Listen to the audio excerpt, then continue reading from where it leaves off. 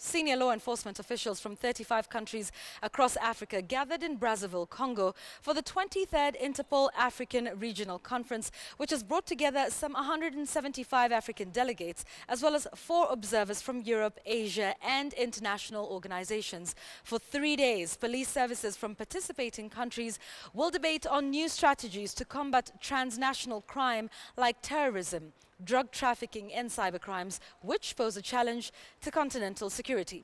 During the sitting, they will also examine the 2016-2018 strategic plan and the work of the Organization for the Africa region. However, progress is being made among them for the establishment of a technical and scientific laboratory against crime in Sudan, as well as the implementation of a counter-terrorism center in Uganda.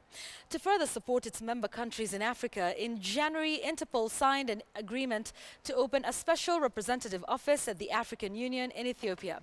This office will complement the activities of the African Interpol regional bureaus located in Cameroon, Cote d'Ivoire, Kenya and Zimbabwe. Let's move on to Somalia, where an alarming 60,000 children are in danger of starvation. This is according to a United Nations Food Security and Nutrition assessment that reveals the conflict-torn country is facing the new challenge of drought, especially in parts of Puntland and Somaliland. Experts say the drought has been brought on by the El Nino rains. Here's Trixingado with the details. The United Nations has expressed concern over the crisis in Somalia, this time not over the civil strife or terrorism, but the effects of a drought that is putting 58,300 children in danger of starvation. The report reveals that 3.7 million people will be acutely food insecure through mid-2016. The UN is now calling for support to help save lives. As it is, the country is already struggling to feed its people, with 950,000 stressed to meet their food needs. The drought could push these numbers higher in the coming months if no action is taken. Funding, the UN says, is currently needed to ensure this is done in a timely manner. Erratic rains during the 2015 April to June and August to September seasons in Puntland and Somaliland resulted in a near total failure of cereal production, 87% below the 5-year average. In addition, poor availability of pasture and water for livestock has significantly exacerbated the humanitarian situation. Increasing movement of livestock, even from Ethiopia and Djibouti, are putting stress on adjacent areas. Other areas in the continent experiencing the ripple effects of the El Nino rains include Ethiopia, where at least 10.2 million people are in need of food as the country faces its worst drought in 30 years. Also struggling to fill its food basket is South Africa, that has declared 5 of its worst affected provinces disaster zones. Trixingado, KTN News, Nairobi. Kenya has been urged to generate decent jobs, promote conducive business environments, and promote entrepreneurship in a bid to transition the country from an informal economy to a formal one. According to the Secretary General of the International Organization of Employers, Linda Kromjong, no country can move to the next level without addressing the issue of informality. Despite the slight increase of Kenya's productivity, the Federation of Kenya Employers is seeking government support to curb corruption, which is hoped will accelerate productivity and competitiveness. As a result, Africa needs to advocate for more open markets, regional economic integration, and export diversification.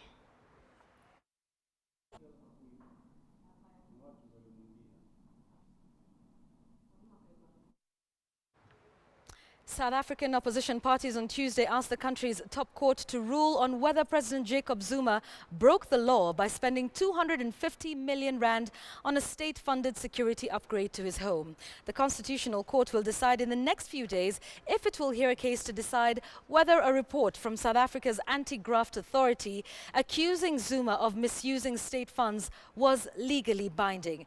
And as Zinzi Kibiku reports, Zuma, in his defense, says that the renovations were essential to improve security. President Jacob Zuma's big day in court is finally here. It all started with a fire pool that was built as a security feature, costing a whopping 3.9 million rands. Soon, South African President Jacob Zuma's fire pool turned into a swimming pool. And like any corruption deeds within a government, citizens of South Africa had enough and called for Zuma's fall. Are here to demand, to actually ask the court to enforce the powers of the public protector in a manner in which is supposed to happen. And we are confident that such is going to happen because we've got a watertight case. We are working within the Constitution, and we believe that what we have done thus far is adequate to give the court the powers to affirm the powers of the public protector. In South Africa's Nkandla region, north of KwaZulu-Natal, is where Jacob Zuma's rural home is located. This satellite image from 2006 shows a small collection of buildings on the land. By 2010, the number of buildings on the land had doubled. Why? Apparently, the need for security upgrade led to an increase of 3 new houses built on that land. And as this 2013 satellite image shows, significant work had been done since 2010. The lavish land that was once bare now has a new security fence encircling the entire residence, a football pitch, helipads, and a swimming pool. South Africa's top court began hearing an opposition case that President Jacob Zuma should repay about $23 million for state funds used to renovate his rural home. And as a result of that, Wimtram Vogue, the lawyer representing the political party Economic Freedom Fighters, argued that the public protector has to take appropriate action to make binding orders. but the principles at stake are the public protector may make binding orders. The President and the National Assembly acted in breach of the Constitution by defying those orders. Those are the principles which we submit are at the heart of this case. EFF supporters organized a protest outside the court. The EFF and the biggest opposition party, Democratic Alliance, have asked the Constitutional Court to rule on whether the president is legally responsible on the renovations of his house. With the crisis in Africa's most industrialized economy causing widespread hardship, Zuma has faced rising criticism of his leadership since he secured a second term in office in 2014. He came under fire in December when he changed finance ministers twice in a week, sending the rand plummeting and alarming investors. Zinzi Kibiku, KTN News.